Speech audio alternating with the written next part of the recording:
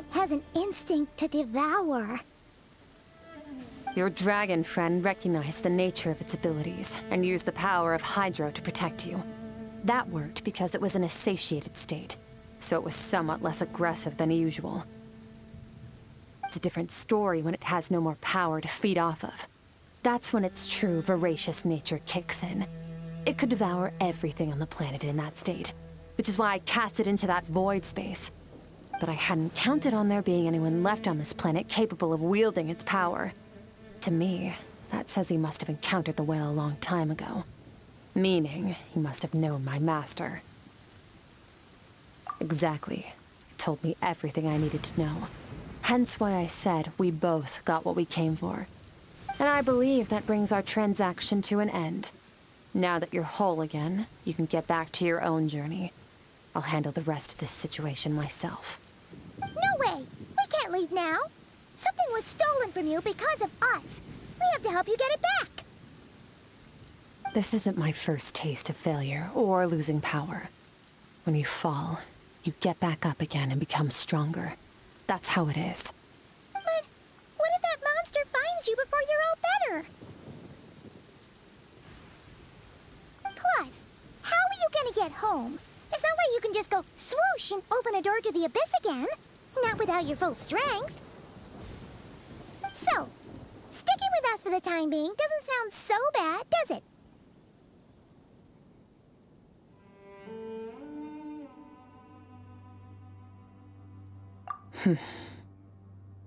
Fair enough. Then take this. What is it? A bag of Mora. Nothing in this world is free. I know that much. I'll leave the planning to you. Hurry up and decide where to go. We shouldn't linger. We should take Skirk somewhere she can rest. But where? Paimon gets the feeling Skirk wouldn't like being around a...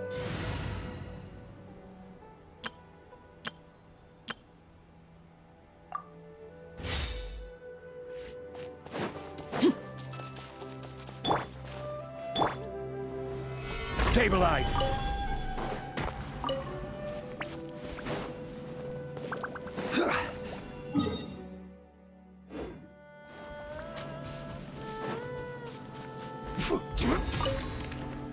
He'll know something about Master. I'm sure of it. Next time, I need to be ready. Oh, this. It's a star crystal suit. Abyssal energy is scarce in Teyvat. Wearing this helps me access it more freely. It stores concentrated abyssal energy that I can draw from on the go. When the energy runs out, it reverts back to its original form. Fine. It was just a scratch. It'll take time to recover my strength, of course. But adapting to situations like this is nothing new for me. Found somewhere to rest. Well, lead the way then.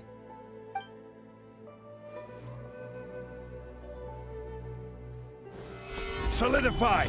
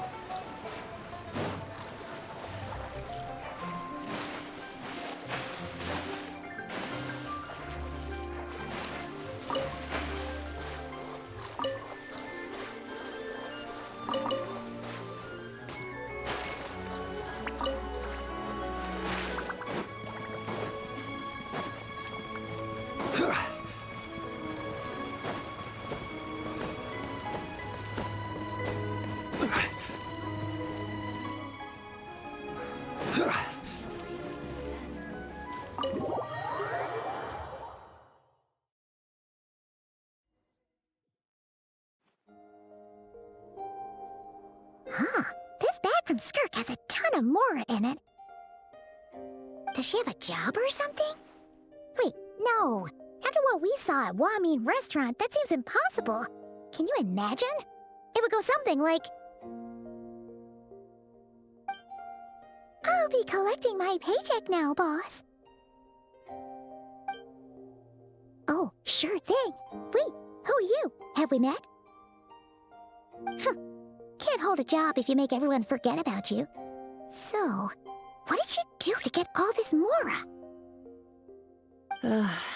Claimed some buried treasure, took care of a few monsters that were causing trouble. Nothing untoward. It's safe to use. Ah! You heard all that? A sonorous voice like yours is hard to miss. I wouldn't be surprised if the sound of it traveled to the nearest mountaintop. Then, did you by chance happen to hear Paimon's little, joke earlier? You mean when you called me Frosty the Lavender Melon? No, sorry. Paimon totally misspoke just now. She didn't say that at all. It was, a Paimon lookalike. Yeah, she's a piece of work, that one. Always impersonating Paimon and giving people weird nicknames. Okay, fine. The truth is, Paimon didn't like you all that much at the start, but things are different now. You helped the Traveler in a big way, so... What do you say? Friends? Ugh. I noticed there was only one bed. Go ahead and get some rest. Wait, what about you? I don't get tired, and I don't need rest. I'm going to practice my sword work. That should help me regain some strength. But your shoulder... Hey, don't just leave! Ah, whatever. Let her tire herself out. She'll come back eventually. Let's get some sleep, Traveler. That comfy bed is calling, Paimon.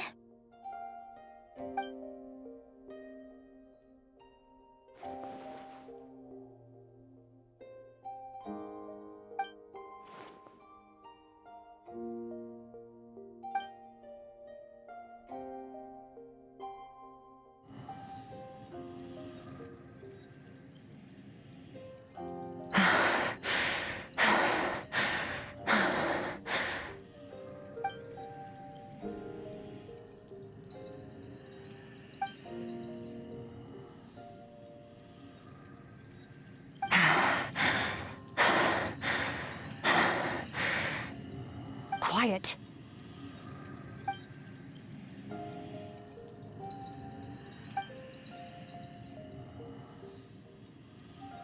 Do you even remember how many of us perished in that fire? How many bodies were left to rot on the scorched earth? Yet you alone live on. Keep your gaze fixed on your blade. You don't deserve to rest. Run, Skirk. Run! Only death awaits us here. Keep running, and don't ever look back.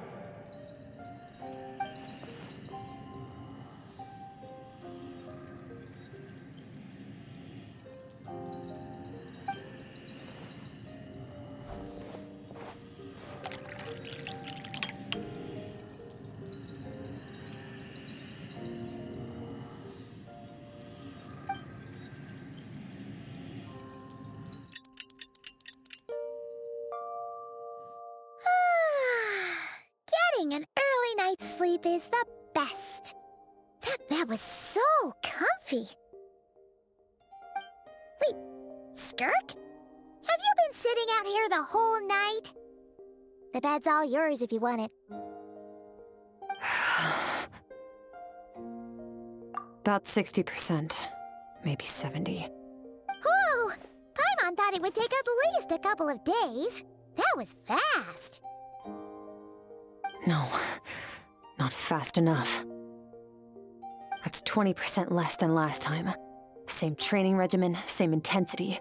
Nothing felt different, but somehow the outcome fell short. No, I think the problem's with me. I need to meditate for the next 2 days. Deep introspection should help me find the issue. Ooh, sounds intense. We'll watch over you in the meantime, then. Thanks. See you in 2 days.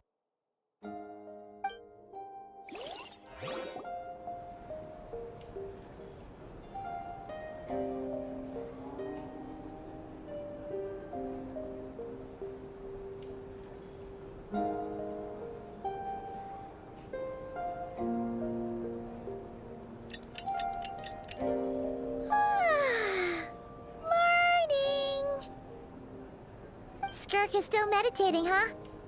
It's been 2 days already. Shouldn't she be awake by now? Paimon can't think of anything we can do to help.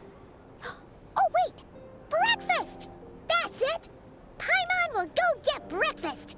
Skirk is gonna be starving when she wakes up. Be right back.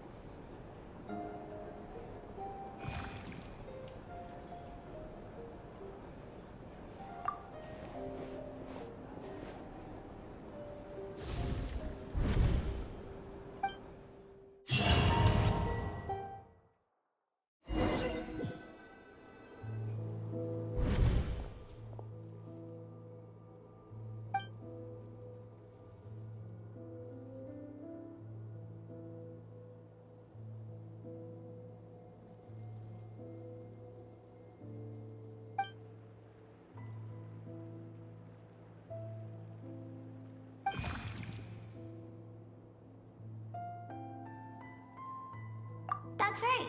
This is Skirk's inner world. Think of it as the threshold between the soul and dreams. This isn't your first time here, but what you remember is probably a space covered in darkness. I only managed to illuminate a small portion for you back then. Actually, it's my first time talking to someone like this.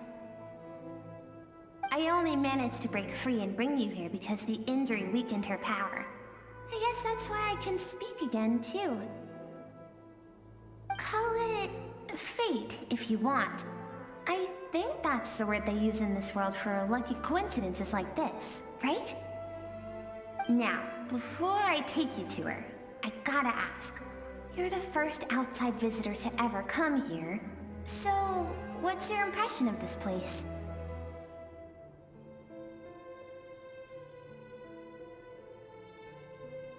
Oh, you noticed. This river represents Skirk's strength. Strength accumulates over time. It is the summation of a person's lived experience.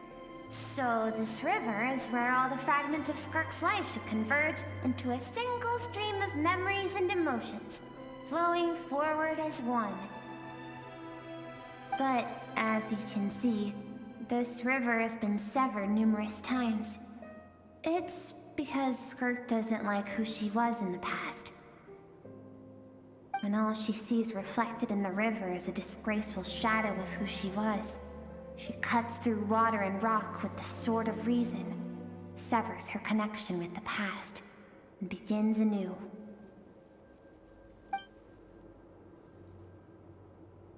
You must learn to shut out all the pointless emotion.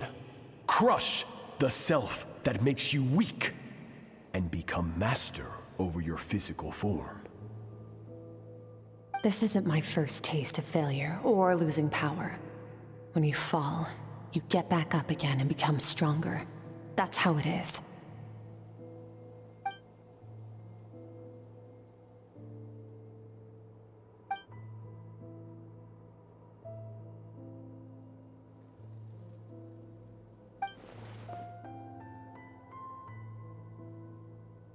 The answer to one mystery invites another question, I see. Let's follow the river upstream. There among the cliffs, among the memories etched into her heart, lies the truth of it all. Soon, you'll understand everything.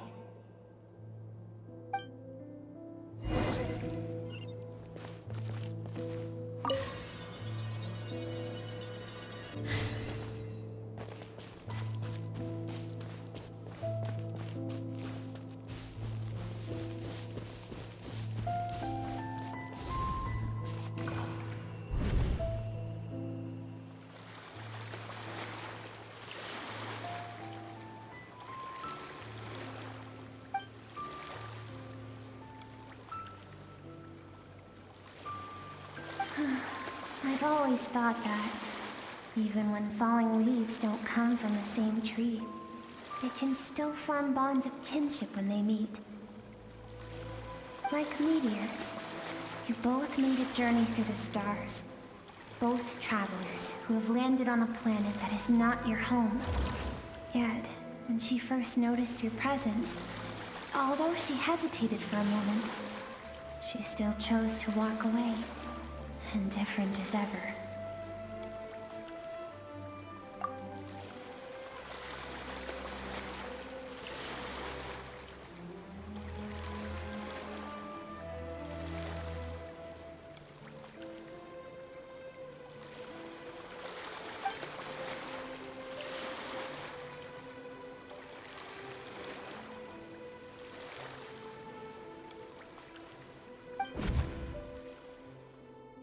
Seems like you've answered your own question. Skirk sees herself as a trespasser in this world. She's made a conscious choice to avoid altering its path. But the reason for that decision stems from events much earlier on in her life. Let's keep going. It's still a long way to the source of the river.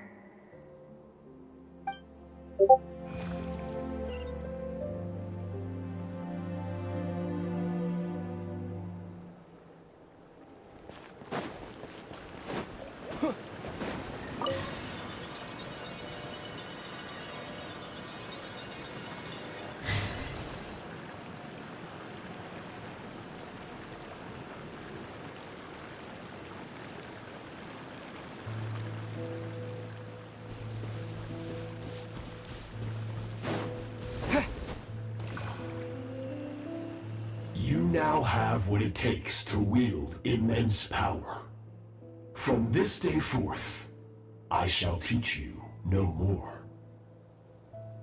No one can become a worthy warrior through imitation alone. I have given you fangs and claws. Now, you must learn to hunt. You wish me to travel the world beyond on my own, Master? Indeed. Make new friends, embark on your own journey, and piece together a new future from the shattered remnants of your past. We will still have contact through the abyss, but know this. One day, I will take the life you worked so hard to rebuild, and reduce it to ashes, just like the fire that haunts your mind. Why do you do that? I have told you before, fear is the catalyst for human evolution. You have tasted loss. You have known fear, so deep it can be felt in the bones.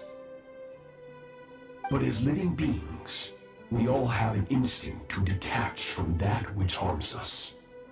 And thus, pain dampens over time, and the acrid taste of fear becomes but a distant memory. Yet now, I have bestowed upon you the gift of fear eternal.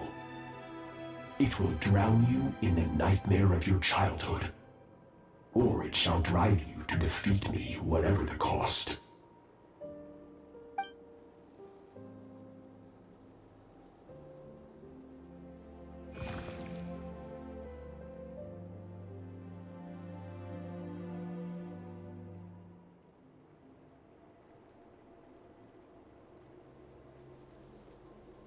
That is what Skirk's master, The foul Surtalogi looked like at one point in time.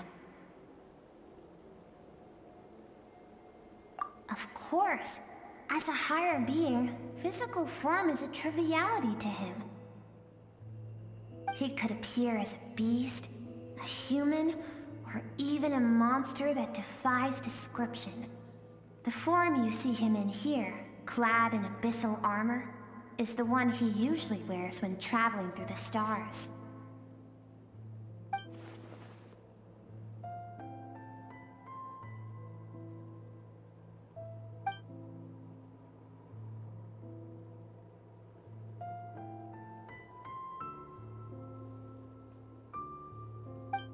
For certain reasons, I need to bridge the power gap between me and my master as quickly as possible.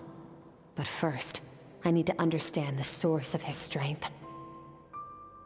To do that, I need to follow in his footsteps, walk the path he once walked, and somewhere along the way, I'll find out how to defeat him. That is my sole focus and purpose.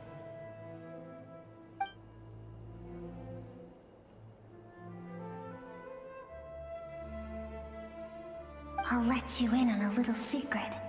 The real Surtalogi is terrifying. The scope of his power is impossible to understand until you experience it firsthand. It is absolute, the power to crush all things. Shall we keep going? Let's see. We're about halfway there.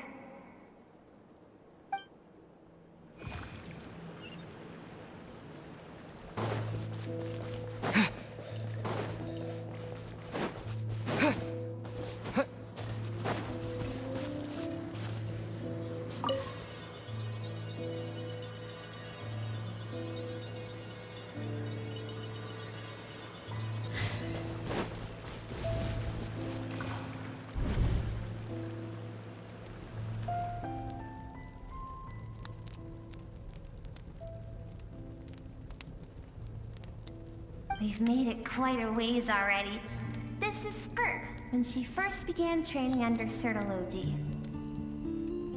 I have set your broken wrist. Tomorrow, you're to train twice as hard. No tears this time. Good. Attempting to garner sympathy through tears is a habit of the weak. A pitiful, useless ploy. Can I ask a question, Master? Why did you save me? I keep thinking, maybe it would be better if I had died. I wouldn't be haunted by that fire all the time. I wouldn't have to go on like this. I saved you because I have a plan for you. It has been too long since I fought a battle that demanded my full strength, and I hunger for it. Every so-called genius and prodigy I have faced has crumbled like sand underfoot. Before me, even fate bends the knee. So, I will teach you everything I know. Train you by whatever means necessary, in the hope that one day, you might surprise me.